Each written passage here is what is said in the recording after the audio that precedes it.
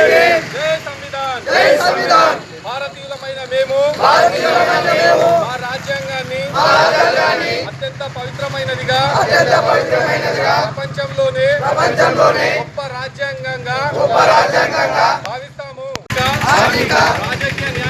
రాజకీయ న్యాయాన్ని ఆలోచన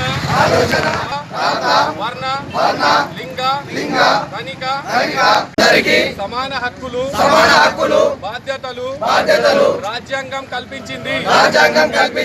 ఇటీవల పరిణామాలు రాజ్యాంగ స్ఫూర్తిని దెబ్బతీస్తూ ప్రజాస్వామ్య విలువలను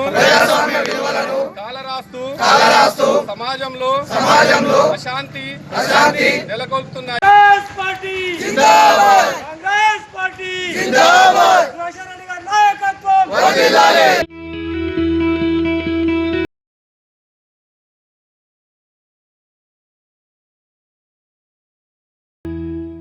నీలా పేపర్ మిల్ కందకుర్తి గ్రామాలలో నిర్వహించడం జరిగింది.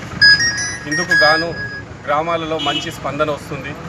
గ్రామాలలో ప్రజలు ఈ యాత్రలు ఎందుకు సాగిస్తుంది కాంగ్రెస్ పార్టీ అనే దాని మీద పరిశీలిస్తే రాజ్యాంగానికి ఆటంకం కలిగించాలి, రాజ్యాంగంలో సవరణలు తేవాలన్న ఉద్దేశంతో ఉన్న ఈ ప్రభుత్వాన్ని వారి ఆలోచనను ఎండగట్టి ప్రజలను చైతన్యవంతుల్ని చేయాలన్న ఉద్దేశంతో రాహుల్ గాంధీ గారు గ్రామాన పాదయాత్రలు చేస్తూ భారత రాజ్యాంగం ఆనాడు డాక్టర్ బాబాసాహెబ్ అంబేద్కర్ గారి నేతృత్వంలో రచింపబడ్డ రాజ్యాంగం ప్రతి అట్టడుగున ఉన్న పౌరునికి కూడా సమాన హక్కును కల్పిస్తూ ఈ రాజ్యాంగం వల్ల స్వేచ్ఛ అనేది భారతదేశంలో గల స్వేచ్ఛ ప్రపంచంలో ఎక్కడ లేనటువంటిది.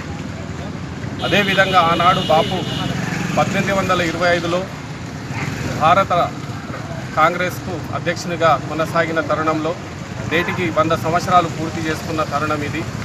ఈ రెండు కూడా కలిసి వచ్చి రాజ్యాంగ విలువలను రాజ్యాంగ స్ఫూర్తిని తెలియజేయాలన్న ఉద్దేశంతో ప్రజల దగ్గరికి వెళ్ళటంలో భాగంగా ఈరోజు కార్యక్రమాలు సాగుతూ ఉన్నాయి. అదే తరుణంలో తెలంగాణ రాష్ట్రంలో ఉన్న కాంగ్రెస్ పార్టీ కూడా ఈరోజు ప్రజల కోసం ఆనాడు ఎలక్షన్లో ఇచ్చిన వాగ్దానాల ప్రకారం ఇప్పుడే మీ కందకుర్తి గ్రామంలో కంట్రోల్ షాప్లో వెళ్ళి చూడగా మంచి నాణ్యతతో కూడిన సన్న బియ్యం ప్రజలకు అందుబాటులో ఉన్నాయి.